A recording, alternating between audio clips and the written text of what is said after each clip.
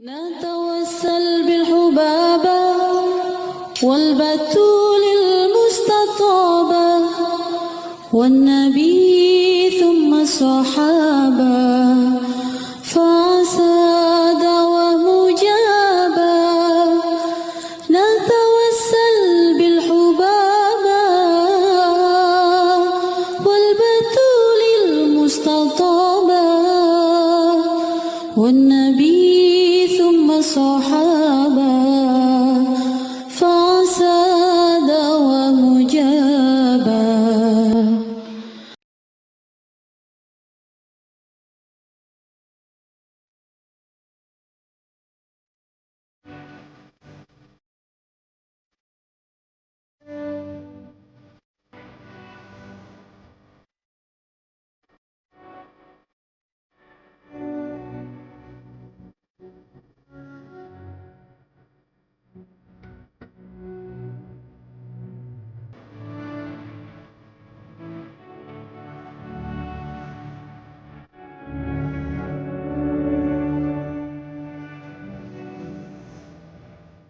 Sekalian saya perlihatkan beberapa hari-hari yang lalu kita kembali diingatkan tentang seorang perempuan hebat bernama Hajar yang menjadi pelopor terjadinya sa'i.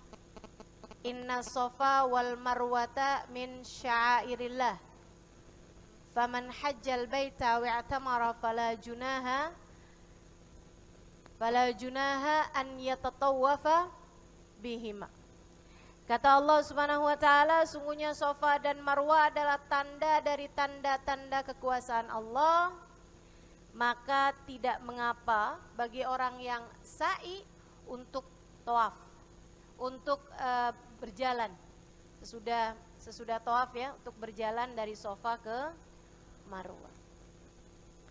Teman-teman sekalian yang saya muliakan, kalau sesuatu diminta Allah untuk kita kenang dengan kayak sa'i gitu, kayak peristiwa Isra Mi'raj, Allah minta kita kenang bahkan dalam tiap sholat kita. Kita baca at-tahiyyatul mubarakatus sholawatut thayyibatulillah. Itu adalah percakapan antara Allah dengan Nabi Muhammad di malam Isra dan Mi'raj.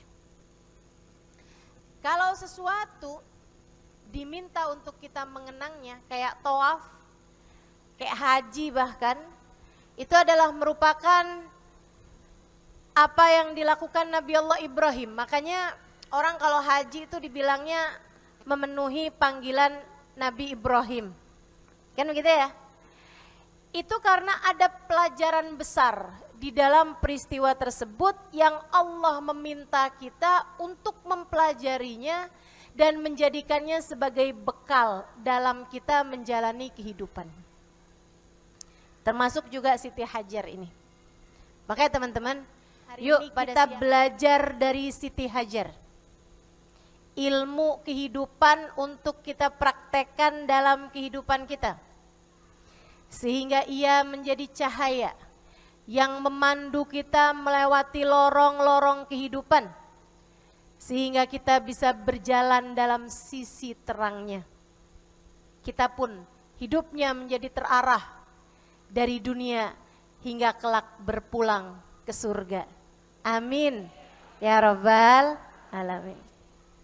Yuk, sebelum kita pelajarin apa aja sih pelajaran yang bisa kita ambil dari Siti Hajar, teman-teman saudaraku sekalian yang saya muliakan, kita baca suratul Fatihah. Kita minta kepada Allah, semoga ilmu kita menjadi ilmu yang bermanfaat. Semoga ilmu kita menjadi cahaya terang yang memandu kehidupan kita. Semoga kita Allah jadikan sebagai perempuan-perempuan salehah. Siti Hajar untuk tahun 2023 insyaallah. Ala hadhihi niyyah biniyatin nafa' wal intifa' wal mudzakarah wat tadhkir ibtigha'a mardatih wa qurbih wa thawabih wa husnil khatimah ma'al lutfi wal afiyah wa salahil akibah wa ila hadratin Nabi Muhammad sallallahu alaihi wa ala alihi wa sahbihi wasallam. Al-Fatihah.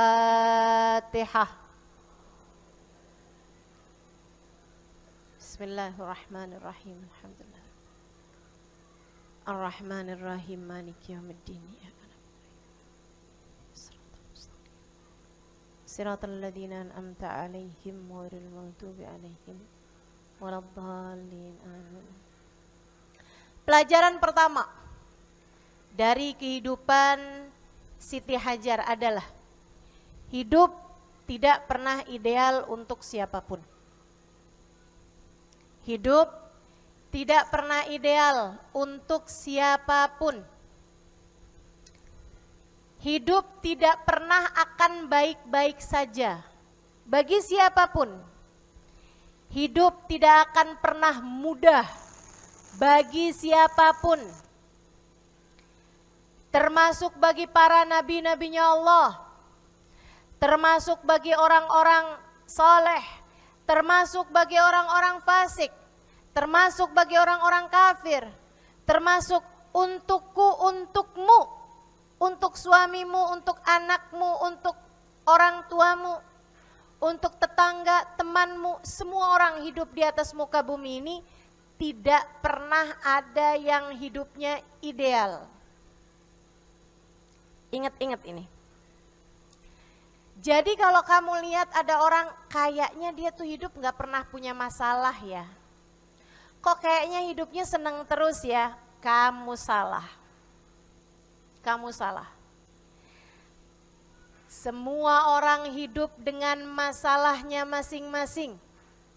Semua orang hidup dengan ujiannya masing-masing.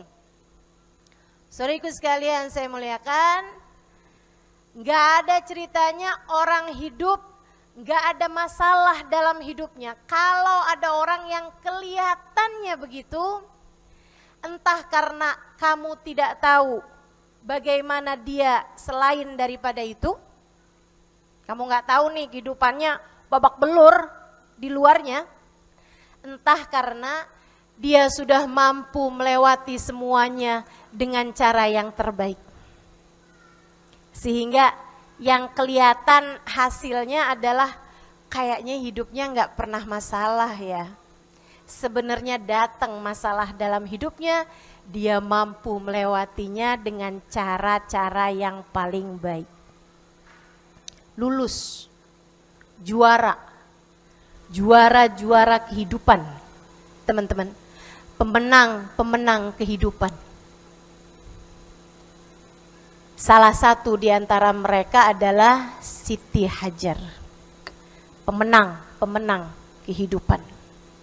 Para nabi-nabinya Allah, para wali-walinya Allah, para hamba-hamba tercinta di sisi Allah, mereka melewati badai-badai tergelap dalam hidupnya.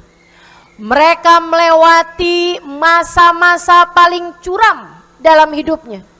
Mereka melewati lembah-lembah paling cadas dalam hidupnya, tapi mereka mampu melewatinya dengan cara-cara yang paling elegan, dengan cara-cara yang paling indah, sehingga mereka pun mendapatkan hadiah-hadiah yang luar biasa dari Allah Subhanahu wa Ta'ala. Hidup ini kayak landasan, tempat besi ditempa jadi pedang. Kita nih kayak besi-besi nih, di tangan sang pandai besi. Pernah lihat gak besi ditempa? Orang bikin pisau, orang bikin pedang. Teman-teman sekalian, kayak gitu kurang lebih hidup kita nih. Dunia nih tempat landasannya nih, tempat besi ditempa jadi pedang. Ada besi-besi itu yang ditempa, jeder. Mana ada tempaan rasanya enak? Gak ada. Pasti dari mulai dibanting, dipanasin, digosok lagi, dibanting lagi, panasin lagi, digosok lagi. Terus seperti itu, tapi gak apa-apa. Nanti akan jadilah pedang yang berkilau. Sebaliknya ada orang-orang yang begitu besinya ditempa, jeder, meleot besinya. Ditempa lagi, jeder, meleot lagi besinya. Katanya tukang pandai besi, dia mah nggak jadi apa-apa nih, udah buang aja. Oh tuh, serem. Ada orang-orang yang dibuang dari tempaan, nggak mampu melewati ujian yang datang dalam kehidupan. Mereka nggak jadi apa-apa dalam hidupnya, khawatirnya tidak berguna di dunia dan di hari akhirat nanti, naudzubillah min dzalik, hanya akan menjadi hatabu jahannam, hanya akan menjadi yang dilemparkan Allah ke dalam api neraka jahannam, naudzubillah. Jadilah pemenang-pemenang dalam kehidupan sebagaimana Siti Hajar. Teman-teman sekalian yang saya muliakan, nggak main-main. Allah tuh kalau ngasih contoh di Quran, dalam kisah para nabi-nabinya Allah. Saya kalau baca Quran gitu kan, wa daraballahu mathalan lilladzina amanu imra'ata Nuh wa imra'ata Hud innahuma kanat tahta 'abdaini salihain fakhanatahuma. Kata Allah Subhanahu wa taala di surat apa tuh ya? Al-Mursalat kalau saya tidak salah. Itu kata Allah, dan kami perumpamakan, kami beri contoh, kami beri sampel untuk orang-orang yang beriman. Istrinya Nabi Nuh, istrinya Nabi Hud. Istrinya Nabi Nuh, istrinya Nabi Lut. Tahu namanya? Bu Nuh.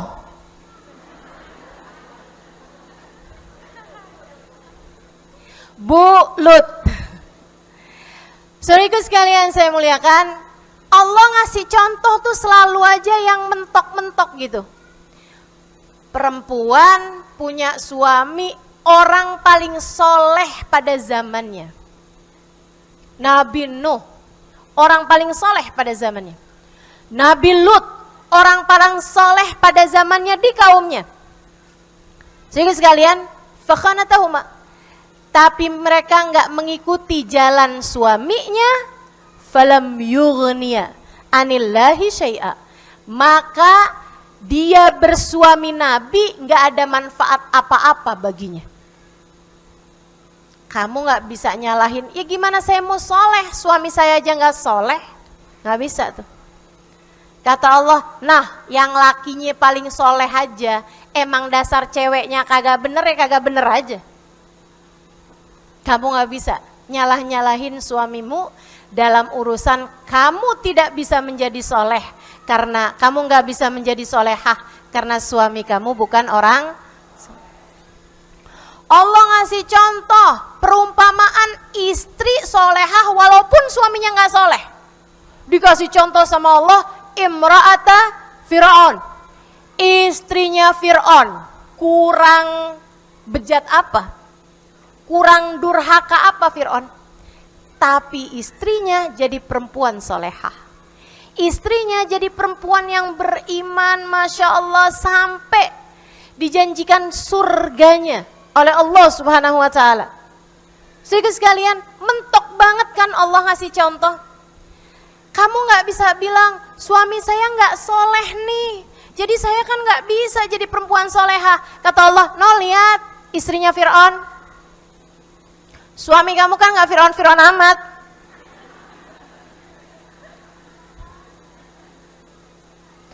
Kamu gak bisa bilang bagaimana aku bisa menjadi seperti Khadijah, sedangkan suamiku bukan Nabi Muhammad. Kamu gak bisa bilang bagaimana aku bisa mengikuti Sayyidah Fatimah jika suamiku tidak mengikuti Sayyidina Ali bin Abi Thalib. Gak bisa bilang begitu. Kenapa? Urusan iman, urusan takwa, urusan jalan menuju Allah Subhanahu wa ta'ala, suami sama istri itu masing-masing, teman-teman. Kalau suamimu gak soleh, itu urusan dia sama Allah. Urusanmu adalah bagaimana kamu menjadi perempuan yang solehah. Kan begitu? Nah, termasuk dalam hal ini juga saya ngeliatin, ya Allah, Allah nih ngasih contoh mentok banget dah Siti Hajar. Saudara sekalian saya muliakan, dulunya budak, kerja di tempatnya Nabi Allah Ibrahim dengan Siti Sarah. Siti Sarah sama Nabi Ibrahim dua-duanya sama-sama kalangan bangsawan. bernasab mulia, menjadi pemuka di masyarakat. Tapi subhanallah, hidup tidak pernah ideal untuk siapapun. Nabi Ibrahim, bayangin ini kayak sinetron-sinetron zaman sekarang. Untuk kemudian Siti Sarah datang ngelabrak Hajar. Kan oleh para juara-juaranya. Yang dimainkan oleh orang-orang paling soleh yang pernah ada di atas muka bumi ini. Maka yang ada, Hajar menerima lamarannya Nabi Ibrahim. Nabi Ibrahim pun melamar dengan takwa. Bukan karena Hajar yang menggoda. Betul?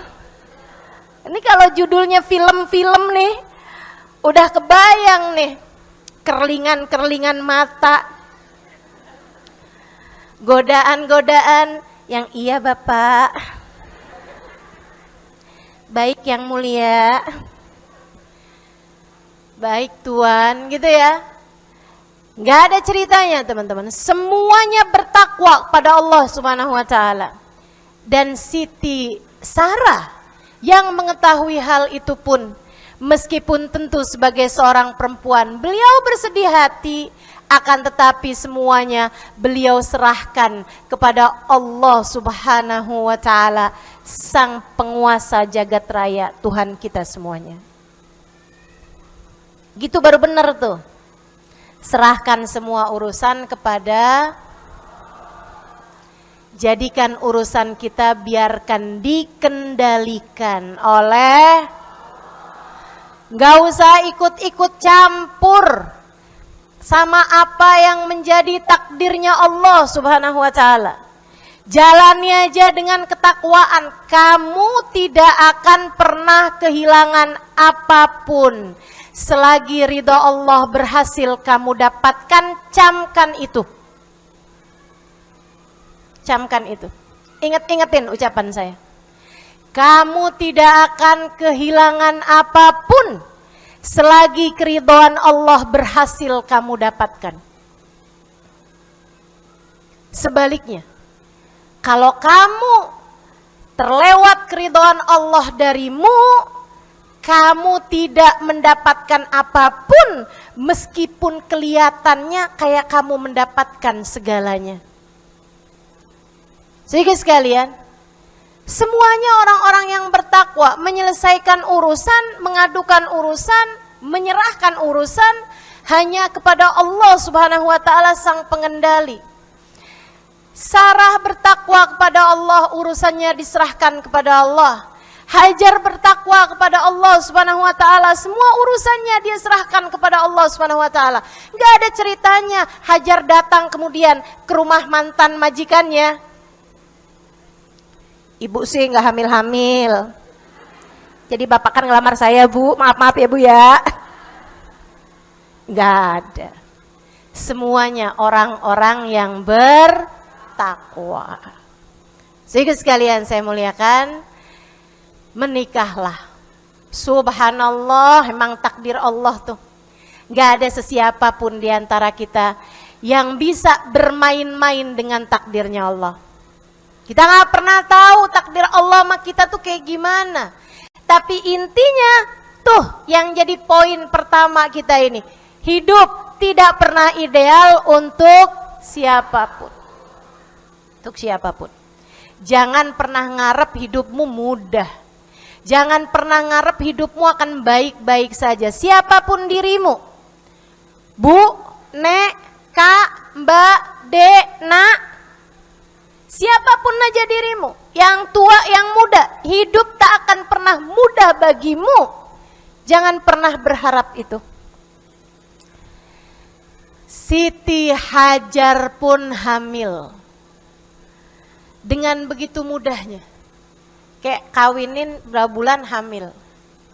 Ya Allah, hati Hajar luar biasa beratnya tentu saja.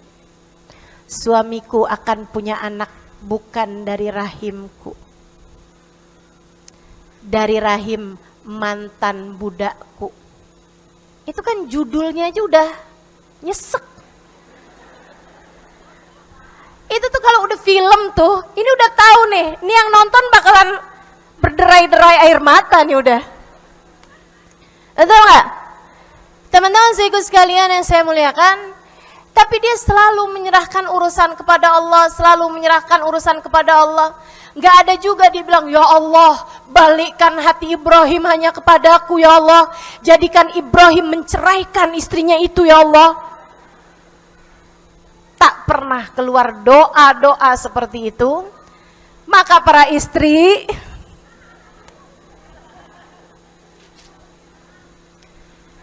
ya Allah, mudah-mudahan Allah Subhanahu wa taala jaga hati kita insyaallah. Untuk mengerti bagaimana harus bertindak, bagaimana harus bersikap dalam segala keadaan. Ustazah, saya mau ustazah kalau itu terjadi sama diri saya ustazah, saya emang gak akan marah-marah sama suami ustazah. Saya cukup bikinin dia kopi.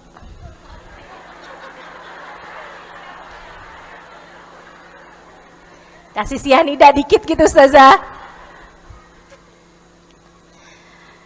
Masya Allah. Teman-teman sekalian, akhirnya lahirlah anak. Mungkin ya, kalau Siti Sarah berharap mungkin. Mudah-mudahan anaknya perempuan. Jadikan Nabi Allah Ibrahim tetap berharap dari saya anak yang laki-laki. Begitu kan? Anaknya laki-laki. Kenapa memangnya kalau laki-laki pada zaman tersebut, kalau laki-laki tuh bisa diharapkan jadi seorang nabi. Perempuan kan gak bisa jadi nabi. Bisa diharapkan menjadi seorang rasul. Perempuan gak ada yang jadi rasul.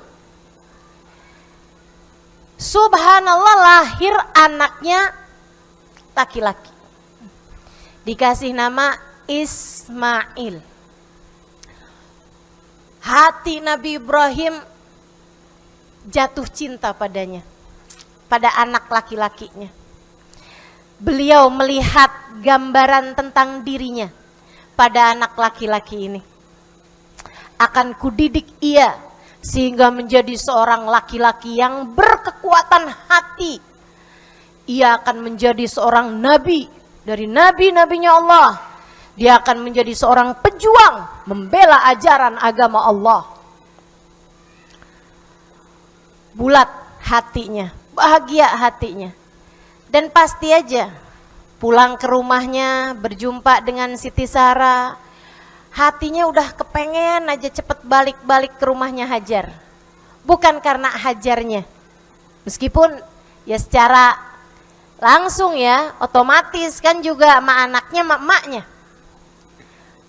Saudaraku sekalian, sebulan, 2 bulan, 3 bulan hati Nabi Ibrahim semakin terpaut kepada anak ini.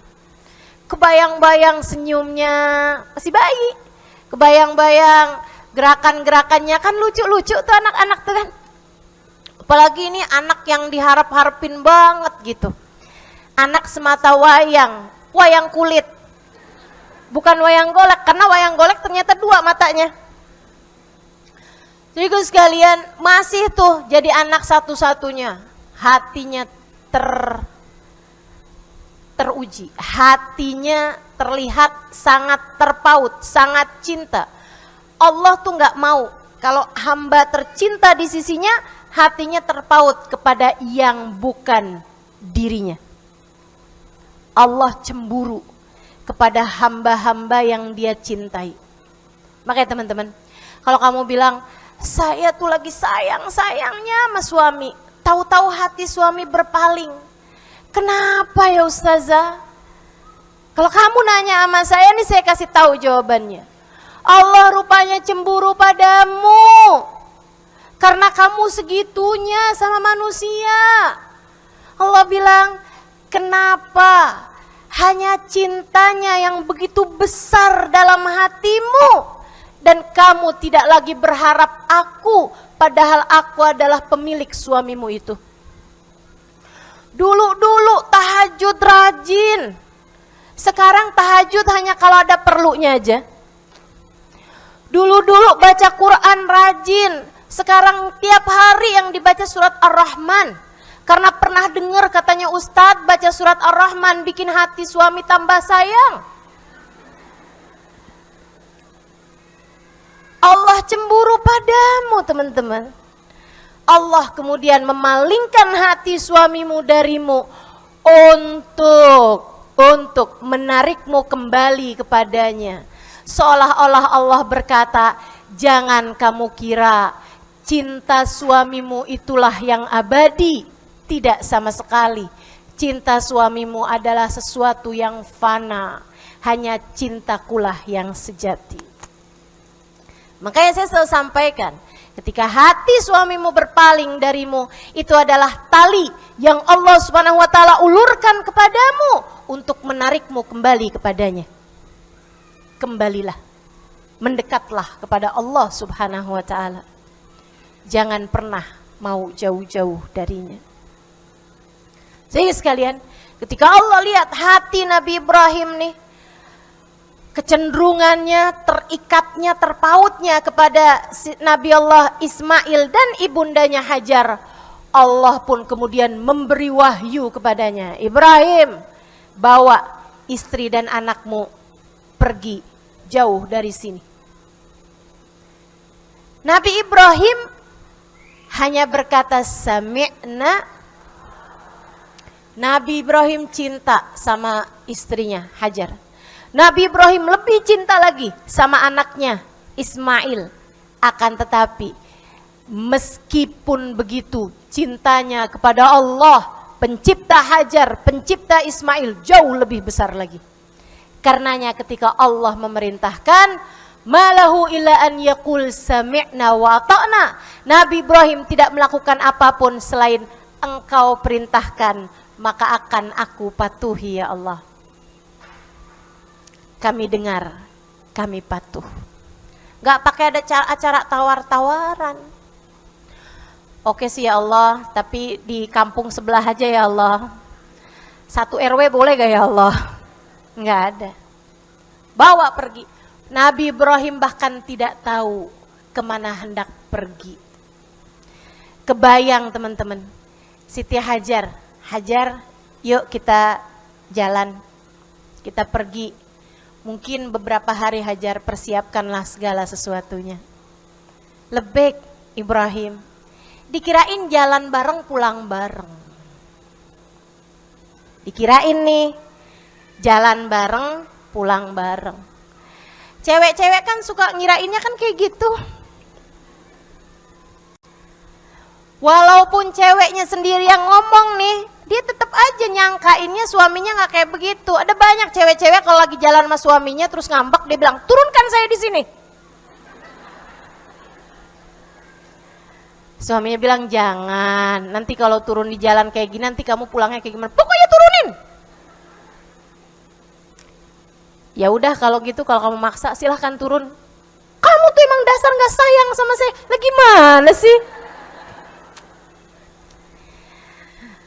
Ditaatin salah, nggak ditaatin salah. Masya Allah. Makanya saya nggak pernah minta gitu sama suami saya. Takut turunin beneran.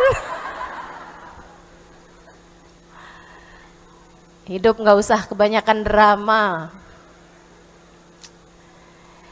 Teman-teman sekalian, maka akhirnya Nabi Ismail, Siti Hajar pun mempersiapkan segala sesuatunya. Makanan-makanan, girbah. Girbah tuh tempat air dari kulitnya kambing. Ya. Masih banyak tuh. Saya pernah tinggal lama di Arab. Jadi TKW. Enggak ya, saya belajar lama di Tarim. Saya sering lihat tuh girbah-girbah, tempat-tempat air. Dulu zaman itu kan belum ada kulkas. Lagian kulkas dibawa kemana-mana kan repot juga ya. Dan juga belum ada kayak mungkin kayak kendi apa tuh sebenarnya udah ada kali, tapi kan berat orang bawa-bawa kendi. Nah itu jadinya pakai dari kulitnya kambing. Girbah namanya. Bawa tuh tempat air, makanan dipersiapkan, berangkatlah mereka berdua. Nabi Ibrahim pamitan sama Siti Sarah, berangkatlah mereka. Melewati lembah demi lembah, ngarai demi ngarai, melewati perkampungan demi perkampungan, melewati gurun-gurun pasir, melewati jalan-jalan bebatuan. Sungguh sekalian saya muliakan, kalau malam-malam mereka menginap dulu. Kalau ada perkampungan ya di perkampungan, kalau enggak ya di tempat ketemunya aja. Besokannya nanti jalan lagi terus begitu.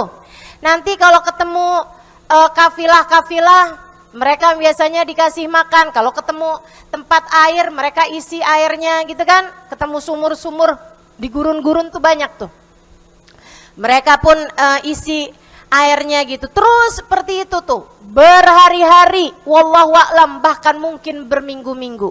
Dari Palestina, tepatnya dari daerah Hebron, sampai ke Mekah. Teman-teman naik pesawat aja perlu beberapa jam. Kebayang? Lebih dari 1 jam. 1 jam itu kayak Jakarta Surabaya kali ya. 1,5 jam itu juga. Lah ini nih lebih, kayak 2 jaman lebih deh waktu itu, seingat saya. Pernah tuh saya dari Aqsa kemudian ke Mekah gitu, ke Jeddah. So ikut sekalian, itu aja naik pesawat ya anggaplah 2 jam. Udah nyampe mana tuh 2 jam? Malaysia kali ya, 2 jam. Itu ditempuh dengan naik unta. Pernah lihat unta jalan gak?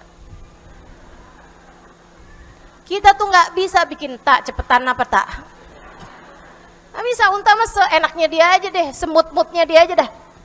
Pengen ngebut dia ngebut gitu kan. Pengen dia santai gitu kan. Dia ngelihat unta yang cakepan dikit dia naksir dulu gitu. Santai itu unta. Sampailah sesudah berhari-hari bahkan berminggu-minggu, tibalah mereka di lembah yang kemudian kita tahu bernama Mekah. Wadi, sebuah lembah. Lembah itu apa maksudnya? Yang dikelilingin pegunungan-pegunungan di sekitarnya tuh namanya lembah. Hadramaut itu lembah, Wadi Hadramaut, tempat saya dulu sekolah. Itu teman-teman sekalian, ini juga kota Mekah tuh namanya Wadi. Allahumma ini askantu min dzurriyyati biwadin ghairi dzi zar'in, kata Nabi Ibrahim dalam Al-Qur'an. Ya Allah, aku tinggalkan anak dan istriku di sebuah lembah, biwadin ghairi dzi zar'in, enggak punya satupun pepohonan hijau di sana. Lembah tandus, enggak ada apa-apa teman-teman. Turun mereka siang-siang hari, makan makanannya, kemudian minum minuman mereka yang mereka punya gitu kan. Siang-siangan istirahat, tiba-tiba Nabi Ibrahim naik ke atas unta sendirian. Padahal biasanya dia akan menundukkan untanya, kemudian meminta Hajar untuk naik, dia kasihkan Ismail, baru dia naik di atasnya sesudah mereka berdua. Ini enggak.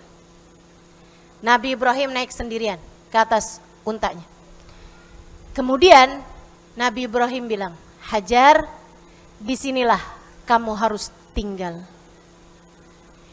Hidup tak pernah ideal bagi siapapun teman-teman. Siti Hajar dengar itu, tapi kayak yang salah dengar kali. Dia pun mengemasi barang-barangnya, mempersiapkan Nabi Ismail, kemudian dia bawa Ismail menuju kepada suaminya Ibrahim, kemudian berkata, Ibrahim, izinkan saya naik bersamamu. Nabi Ibrahim bilang, la ya Hajar, hahuna. Tidak wahai Hajar, di sini kamu harus tinggal. Siti Hajar liatin langit biru, nggak ada awan sepotong pun. Ngeliatin lembah, nggak ada pepohonan hijau sedikit pun. Ibrahim, kita bisa diskusikan dulu. La ya Hajar hahuna. Tidak wahai Hajar, disinilah kalian berdua harus tinggal.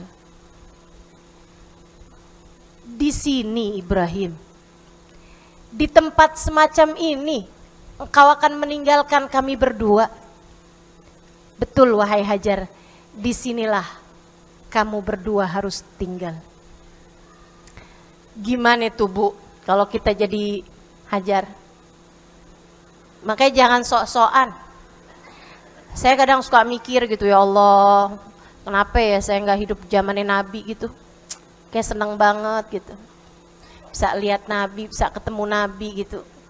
Jadi apa kek, tukang-tukang masak kek, nggak apa-apa deh. Tapi begitu saya baca kisah-kisahnya perempuan di sekitar Nabi, Siti Khadijah misalnya, setahun atau 2 tahun 4 bulan, 2 tahun 4 bulan kurang lebih, kalau saya nggak salah ingat, itu Siti Khadijah makan dari daun-daunan hijau ketika mereka berdua diboikot dan tinggal di Wadi Abi Thalib, di lembah Abu Thalib. Waduh, saya nggak sanggup deh jadi Siti Khadijah. Baca ceritanya Sayyidah Fatimah, dengerin ceritanya Sayyidah Fatimah. Wahai Abu Ayyub, kirimkan daging ini ke rumah putriku Fatimah, fa innahu sayakun awwala ta'amin dakhala fi jawfiha ba'da 3 ayyam. Ini akan menjadi makanan pertama yang masuk ke perut putriku Fatimah sesudah 3 hari 3 malam tidak masuk makanan apa-apa dalam perutnya. Oh, saya nggak sanggup jadi Sayyidah Fatimah. Ketika saya baca kisah-kisah perempuan-perempuan soleha, saya mengerti kenapa Allah hidupkan saya di tahun 2023. Ternyata memang menjadi perempuan-perempuan semacam itu teman-teman, ujiannya juga enggak kalah besarnya, enggak kalah dahsyatnya. Sebab sekali lagi, hidup tak pernah ideal untuk ujian akan Allah berikan sesuai dengan kelasnya. Betul nggak? Anak TK ya ujiannya TK. Kamu kalau ngelihat hidupmu itu loh, ujiannya apa? Ujianmu disponsori oleh WhatsApp nggak dibalas-balas. Bukan begitu? Ujianmu adalah suami demenannya ngelirik-lirik janda sebelah rumah. Ujian kita apa sih gitu? Maksud saya dibandingkan dengan para kekasih-kekasih Allah Subhanahu wa taala, ujian mereka memang seberat itu loh teman-teman. Sayyidah Hajar nih ditinggalin sama suaminya yang dia tahu suaminya sangat mencintainya, yang dia tahu suaminya sangat mencintai anaknya, dia ditinggalin bersama dengan anaknya biwadin ghairi dzi zar'in, di sebuah lembah yang gak kelihatan ada satu pohon hijau pun. Kenapa Ustazah yang disebut-sebut pohon hijau? Karena kalau ada pohon hijau artinya pertanda ada air di bawah sana. Dan ini gak ada teman-teman, artinya gak di atas, gak di bawah nih air, jaraknya jauh banget.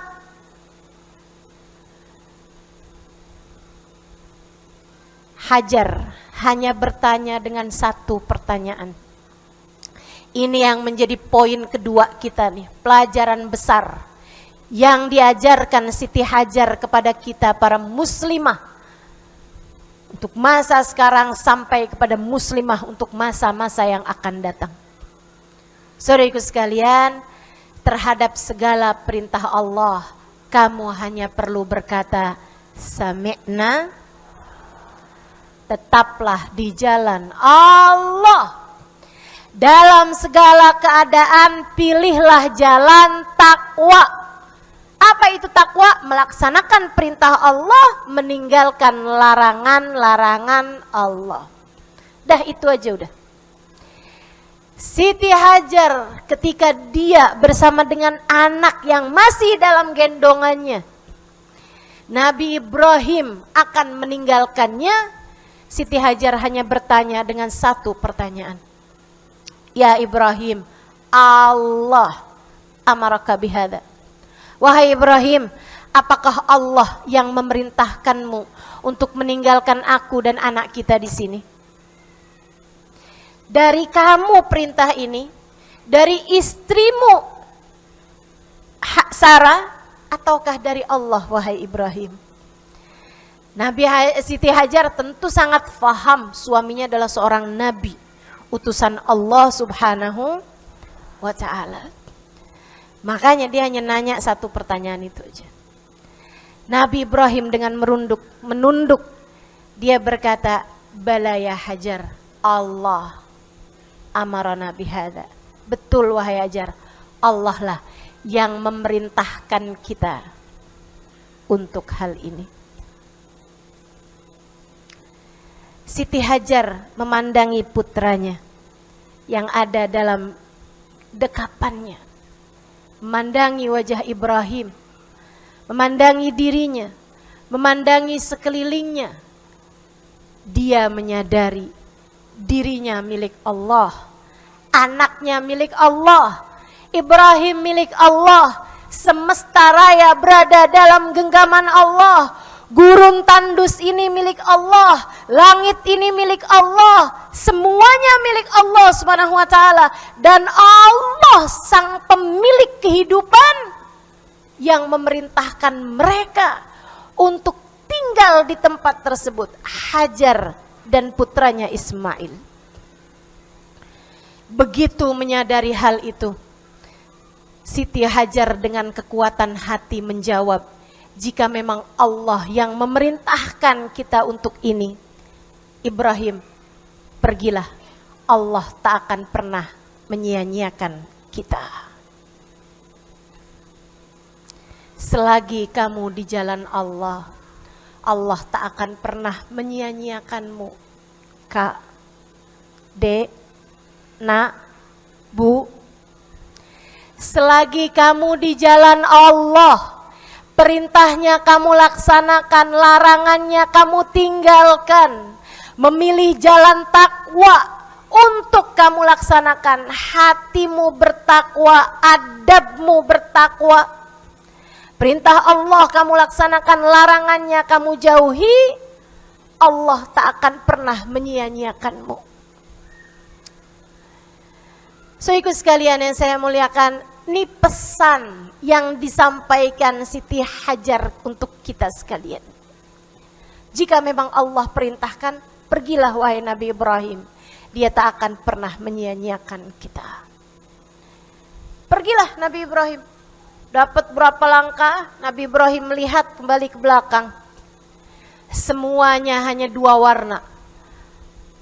Coklat di bawah, biru di langit, tanpa ada awan satu potong pun. Yang berbeda hanyalah istrinya yang bersimpuh bersama dengan anak dalam pangkuannya. Ia pun kemudian berkata, ya Allah, aku tinggalkan istri dan anakku di sebuah lembah yang tak ada satu pohon pun, tumbuhan pun hidup di sana. Ya Allah, jagakanlah mereka untukku. Beliau kemudian meninggalkannya. Teman-teman, kabarnya Nabi Ibrahim tak pernah kembali lagi ke sana, kecuali sampai ada yang mengatakan 7 tahun, ada yang mengatakan 10 atau 11 tahun kemudian. Gimana tuh ceritanya tuh? Gak ada restoran, gak ada sinyal, gak ada wifi. Ya Allah teman-teman, gak ada orang antara dia sama Allah subhanahu wa ta'ala. Hidup tak pernah ideal bagi siapapun. Bahkan untuk hamba-hambanya yang bertakwa, sesudah mereka memilih jalan takwa, hidup memang tidak pernah mudah. Allah hendak melihat, liyabluwakum ayyukum ahsanu amala. Siapa di antara kalian yang mampu melewati ujian ini dengan cara-cara yang terbaik? Kamu adalah bagian dari kehidupan ini. Pasti ada banyak ujian menimpamu teman-teman. Jangan sok